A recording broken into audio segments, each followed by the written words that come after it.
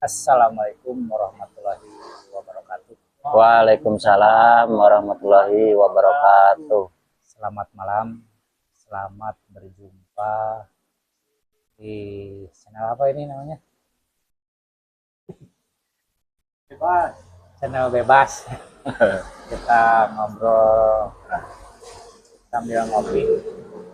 Kopi Nusantara. Nah, ini Kopi Nusantara Majalengka. Cuman kebetulan kita lagi di teras Rumah. rumah sambil menunggu hujan rintik-rintik. Ah, sambil menunggu customer kita ngobrol, kita mengulas tentang syariat dan hakikat. Nah, perjalanan syariat dan hakikat ini untuk menembus melewati sampai kepada hakikat kita harus bersyariat, dan hakikat akan terlampaui apabila sudah mencapai titik batas ambang syariat. Nah, menurut Pak Jaya, gimana kalau kita sedang bersyariat mentok nih, apa yang harus dilakukan supaya bisa melewati batas ambang syariat itu dan lanjut ke hakikat? Ya, mungkin akan saya contohkan ya, Boleh, boleh, boleh. bagaimana ketika kita telah bersyariat, tapi dengan keadaan sudah mentok. Dalam arti kita sudah tidak bisa apa-apalah. Buntu. Nah, buntu. Nah, ibaratkan begini. Ini adalah ambang ya, ambang limit untuk mencapai hakikat.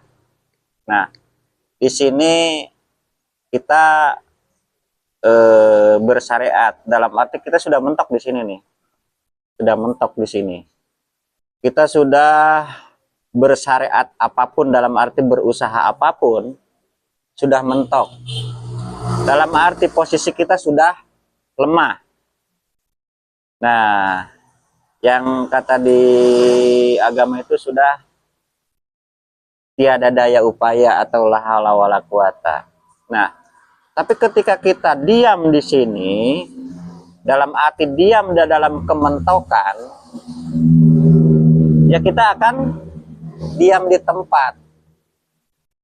Nah, bagaimana agar kita yang sudah mentok, dalam arti posisi kita sudah lemah, sudah tidak daya dan upaya, kita mesti ambil tindakan. Otomatis tindakan yang kita ambil itu pasti berisiko tinggi. Nah, kalau menurut agama, ibaratkan ini hijab. Baik itu pemakluman, ketidakmampuan, ketidakkuasaan, mesti kita lompati. Nah, ketika kita melompati ketidakmampuan, ketidakkekuasaan, otomatis kita akan mendapatkan resiko yang sangat tinggi. Karena kita akan melakukan yang namanya terjun bebas. Penolakan orang sekitar, bahkan seperti itu ya mungkin ya.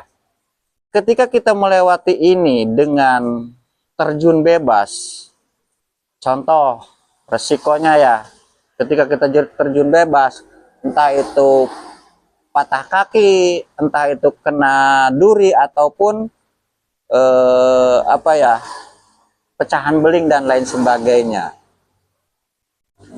Nah, tapi jalan satu-satunya ya kita harus loncat.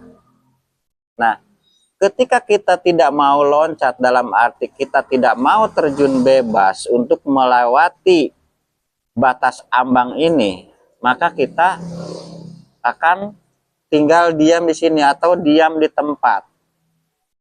Nah, secara syariat pun, ketika kita tidak mau ambil resiko, maka kehidupannya pun tidak akan berubah.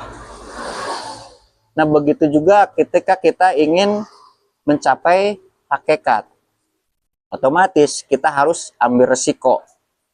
Dalam arti kita harus berani untuk terjun bebas dalam keadaan lemah.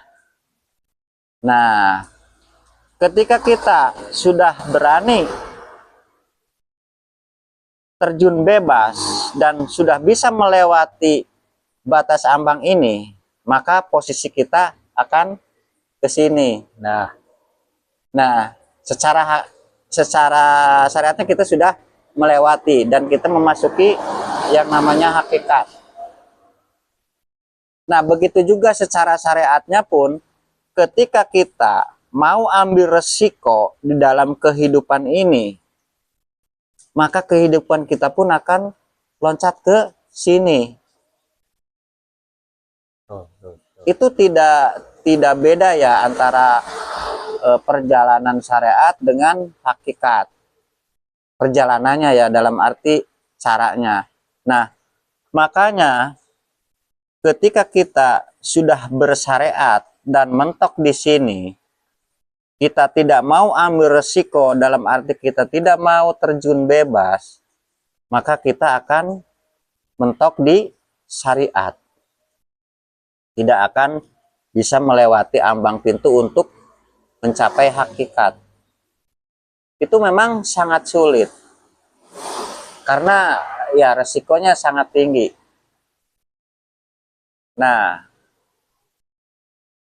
boleh kita sampaikan ya, untuk mencapai atau di jalur hakikat bisa dibilang jurus aur-auran kan gitu ya. Jurus ngaco. Jurus ngaco. Karena apa saja akan kita lakukan.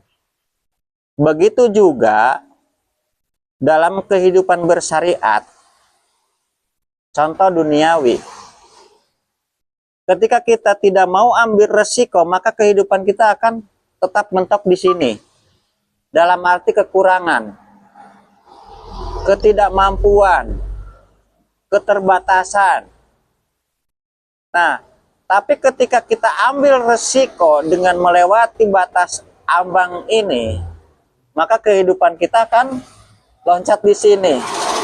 Berkecukupan, berkemampuan. Terus kalau Gitu. udah ini, kalau sudah melewati batas ambang dan masuk Iya. ke alam hakikat, apa yang didapat?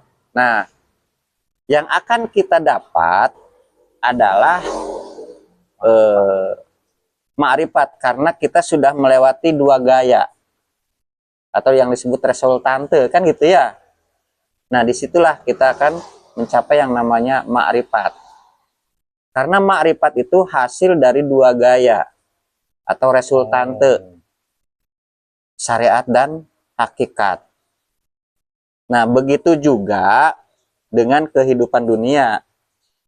Ketika kita berani ambil resiko, maka disinilah kita akan mendapatkan yang namanya kesuksesan, pencapaian. Nah, dalam agama yang disebut ma'rifat.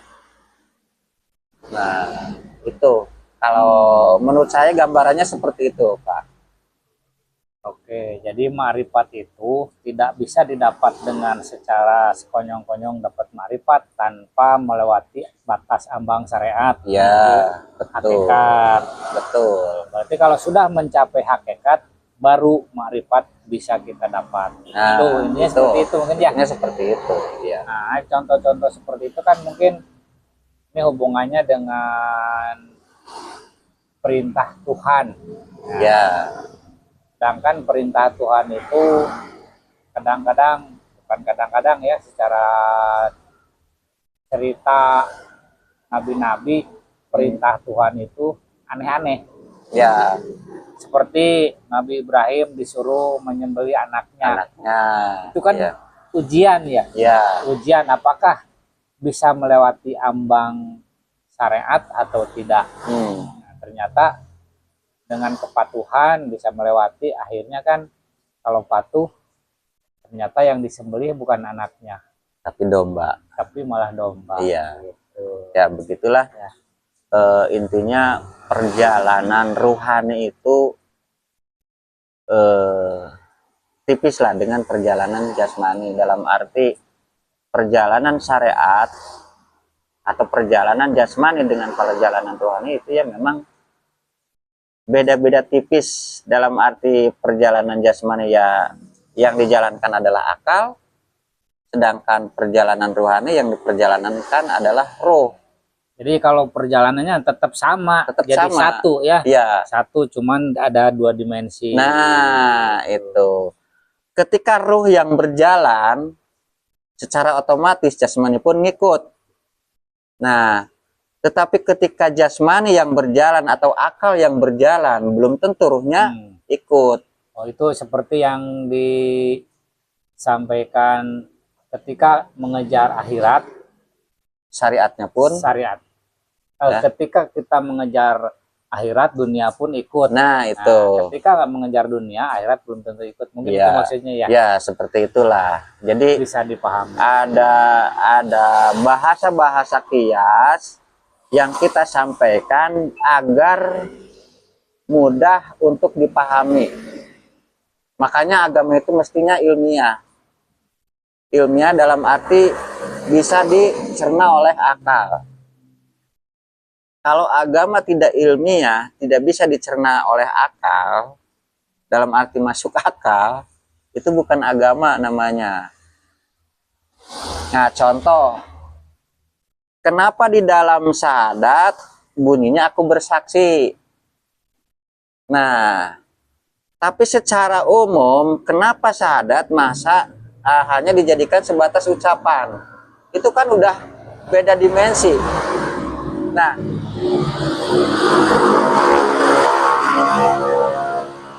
ketika syahadat hanya dijadikan sebuah ucapan, maka tentu itu sudah pasti tidak ada yang namanya penyaksian. Betul. Tapi ketika syahadat itu kita jadikan sebagai sebuah penyaksian, maka tanpa ada ucapan pun jadi, kan gitu.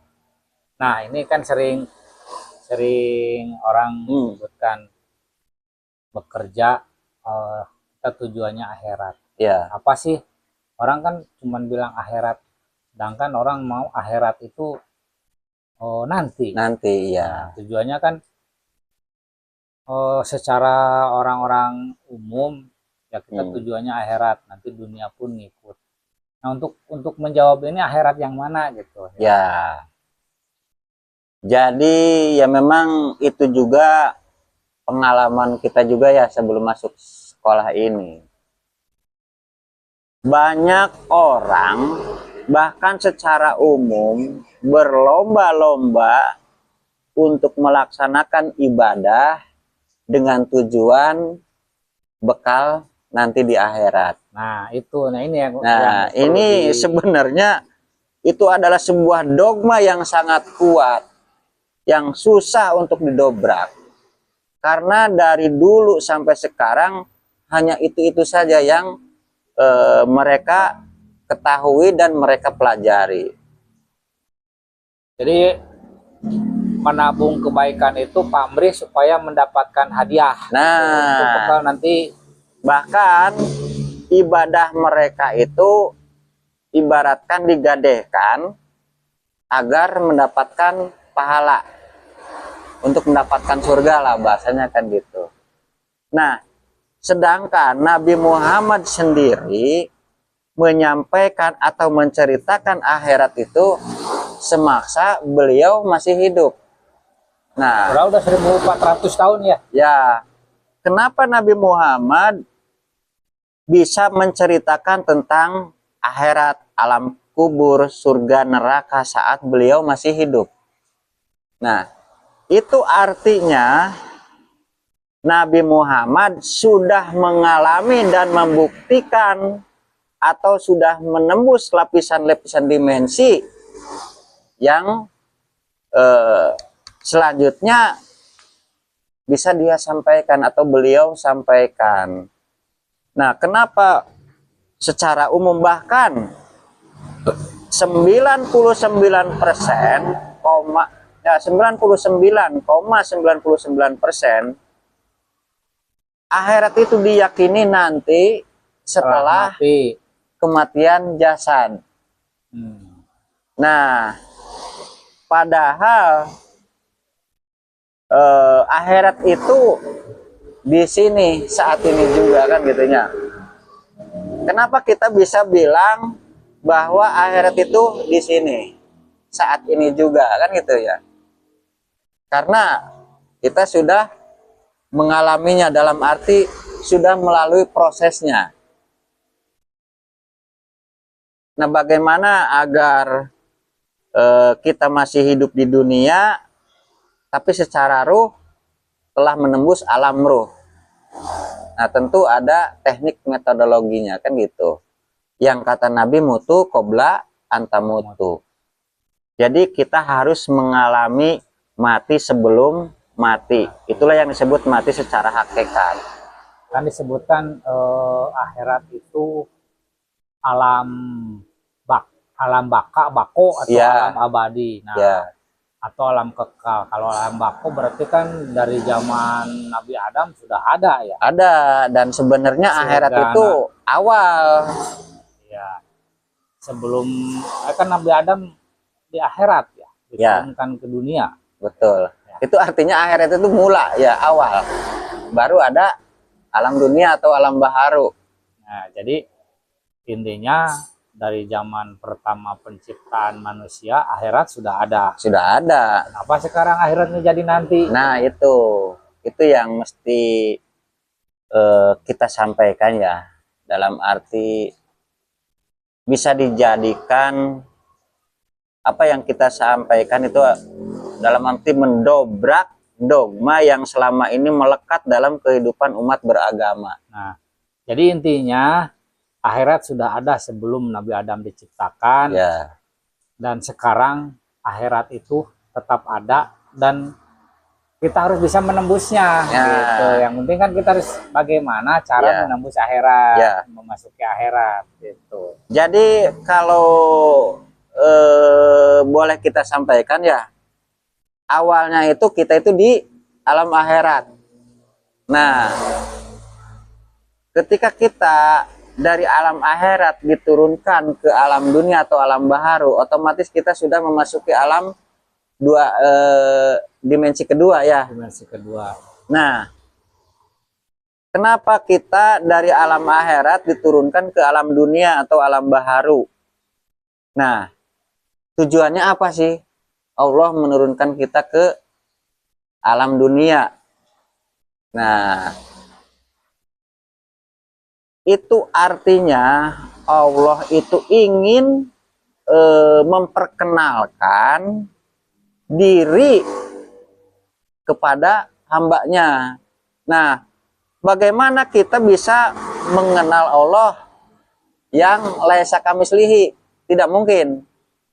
Makanya kita diturunkan ke alam dunia atau ke alam baharu agar kita melihat sifat wujudnya. Karena kita juga sama-sama punya sifat wujud. Nah, di dalam dunia itu kan semuanya sifatnya wujud ya. Sebutkan wujud itu bisa berinteraksi dengan yang namanya panca indera. Ya. Baik itu bisa dilihat, dicium, dengar, atau dirasakan. Itulah yang disebut persifatan wujud Allah di dunia. Nah, dengan kita diturunkan ke dunia itulah kita ditugaskan untuk mengenal Allah. Nah, karena di alam akhirat kita tidak akan bisa mengenal Allah yang laisa kamislihi, sekalipun kita sama-sama di alam ruh ya. Tapi karena Allah di alam maharuh, itu dimensinya sangat jauh. Nah, ketika posisi kita sudah di alam dunia atau alam baharu atau alam perwujudan, maka disitulah kita ditugaskan untuk mengenal Allah. Nah, bagaimana agar kita bisa mengenal Allah? Man aropa nafsahu faqad aropa robbah. Barang siapa mengenal dirinya maka ia akan mengenal Tuhannya. Nah, itu tidak cukup dengan yang namanya kalimat atau bahasa atau ucapan. Man aropa nafsahu faqad aropa robbahu itu adalah sebuah petunjuk yang harus kita jalani, kita praktekkan, dan kita alami dan kita buktikan sendiri.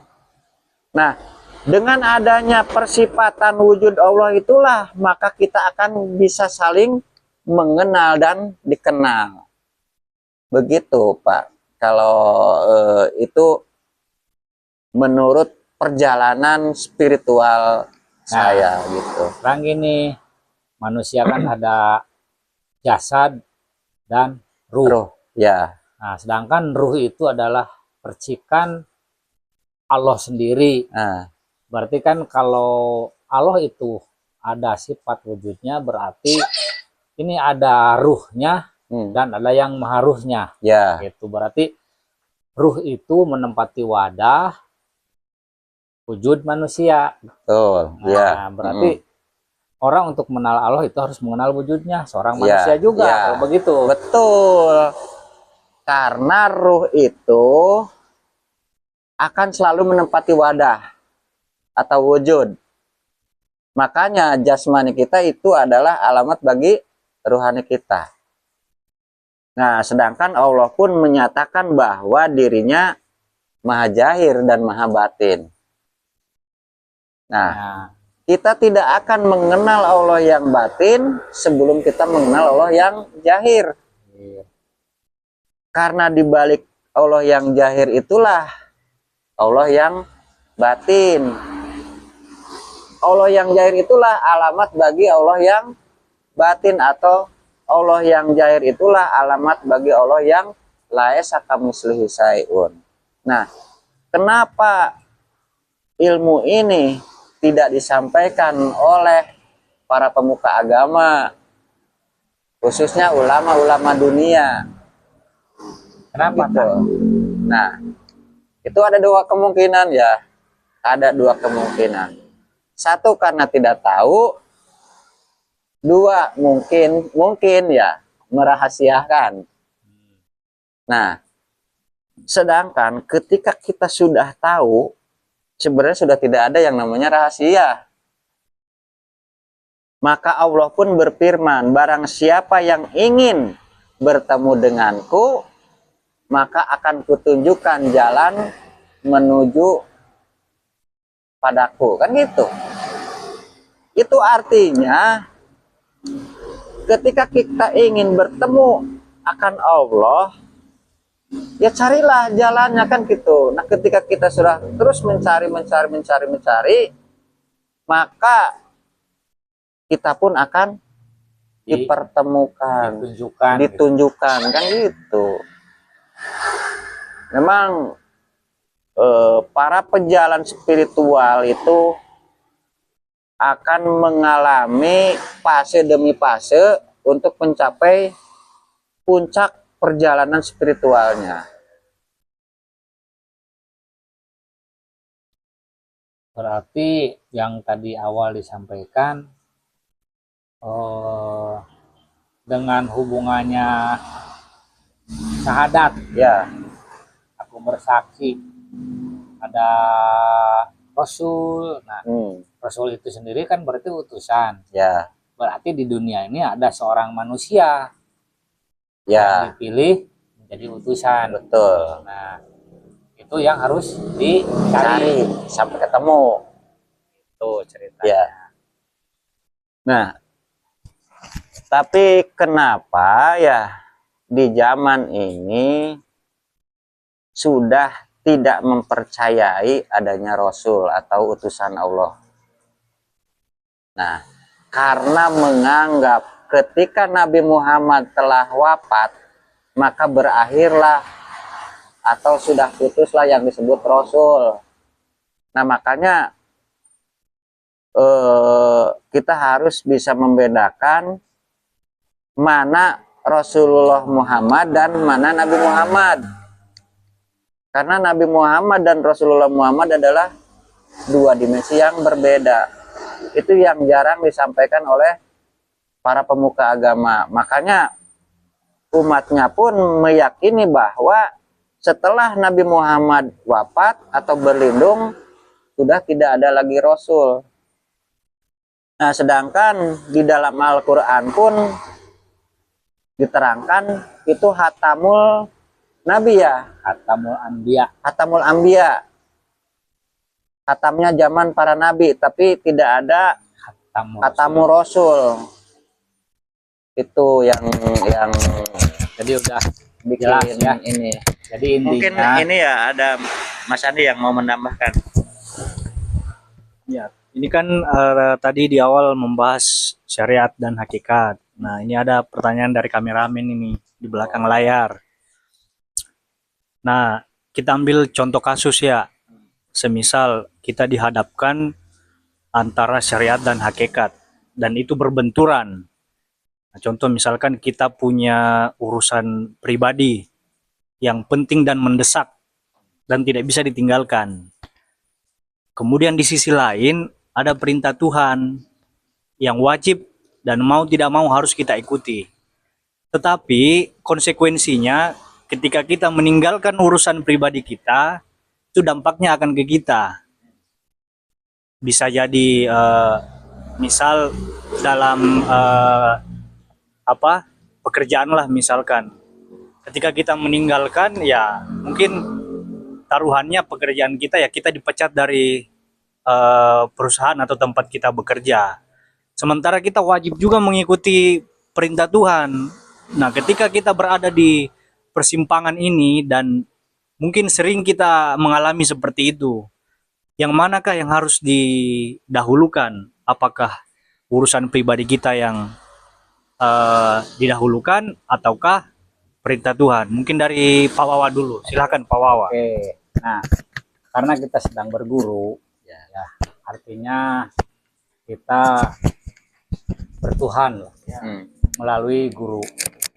Kalau kita belajar bersyariat dan berhakikat, otomatis yang didahulukan adalah urusan Tuhan. Kenapa? Ada kalimat yang disampaikan, urusi urusanku maka akan kuurus urusanmu. Kalaupun sampai dipecat, dipastikan Tuhan akan memberikan yang lebih baik. Nah, itu banyak kasus yang seperti itu. Resikonya ya kalau punya ada acara keluarga didahulukan, atau ada acara keluarga, ada perintah guru terus mendahulukan perintah guru, otomatis keluarga pasti akan Berontak ya. Nah, itulah ujiannya gitu. Ujiannya kayak seperti cerita Nabi Ibrahim ketika disuruh menyembelih anaknya.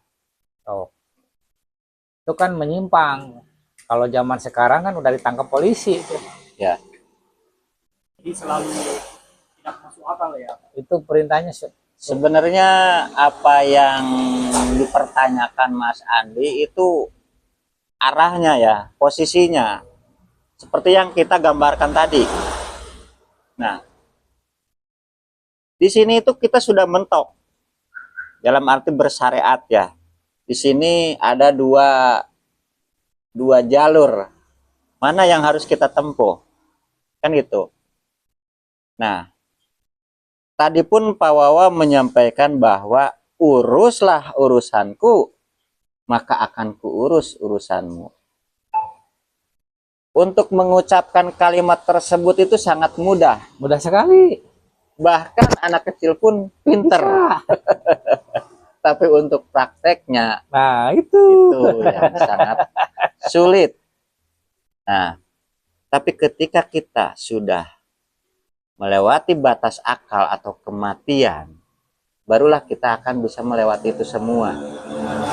Nah, yang jadi pertanyaannya, apakah betul ketika Mas Andi bertanya tentang pertanyaan tadi sudah bisa melewati batas akal? Nah, itu Itu kembali lagi. Karena apa? Karena kita hidup di dunia, mau tidak mau kita tetap terkena yang namanya undang-undang dunia. Betul. Nah, baik itu keluarga, kebutuhan, pekerjaan. Nah, kembali lagi ke tugas Tuhan atau perintah Tuhan. Nah, ketika kita sudah bermakrifat, maka kita wajib kembali ke hakikat dan turun ke syariat. Dalam arti turun ke syariat itu dalam arti bukan syariat kosong, tapi ketika kita sudah menjalankan syariat yang bersyariat, itu artinya syariatnya syariat aksen, syariat yang sudah menggandeng mutlak. Nah, Dari syariat yang terbimbing gitu ya. dari syariat yang terbimbing atau isi lah bahasanya gitu, yang bahasa rohaninya syariat yang sudah menggandeng kodim.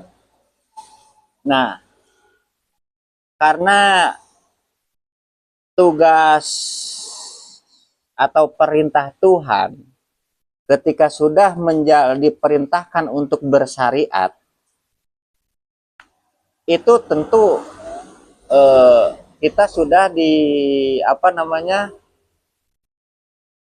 ditugaskan untuk bersyariat dalam arti berusaha. Nah, dengan satu syarat, kita selalu mengaitkan itu. Kita harus selalu mengaitkan. Nah, tujuannya kita kemana nih? Apakah hanya untuk bersyariat untuk keluarga, atau kita bersyariat untuk menjalankan perintah Tuhan? Itu yang jadi pertanyaannya. Itu. Jadi posisinya gambarannya sama seperti ini. Kalau mau terjun bebas, ya harus berani ambil risiko. Itu. Oke, jadi sudah paham, Bah. Ya, Jelas ya. karena untuk mencapai hakikat itu memang kita benar-benar harus totalitas. Ya. Jadi seperti para pelaku spiritual ya. Jadi bersyariat itu sampai kepada batas ujungnya. Ya, kalau ada perintah guru. Ya. Dan kalau ada udah sampai ujungnya mentok, itu harus dikasih dua pilihan jalan. Ini kita bersyariat dan di jalan mentok, ini mau kembali lagi belakang atau berhakikat, ya ambil yang hakikat. Seperti yang berhakikat ini yang tadi, yang itu kadang aur-auran di sini Sebenarnya kan menentang. resiko yang kita dapatkan itu sebenarnya adalah karma, buah dari karma kita sendiri. Nah, Kenapa? Ketika ada di dua persimpangan, ya, di dua persimpangan ada perintah Tuhan dan ada keinginan, bahasanya keinginan lah ya, atau urusan Tuhan dan urusan pribadi. Nah, kenapa di sini kita punya urusan pribadi? Karena awalnya kita sudah mengambil langkah untuk mengambil urusan pribadi. Maka di sini sebenarnya buah dari karma kita sendiri. Tapi ketika kita dari awal sudah tidak mau ambil resiko atau tidak ingin mendapatkan buah dari karma tersebut, ya kita akan lurus di sini, di jalur kiri apa kanannya? Kanan. Itu memang sangat sulit. Apalagi sebenarnya ketika kita sudah masuk tarekat ini, sudah tidak ada lagi pertanyaan seperti itu, Mas. Tinggal kembali ke diri pribadi atau diri sendiri. Mana yang mau diambil? Apakah mau ambil kasih rokok cepetan. untuk mengurus urusan Tuhan atau seperti apa gitu.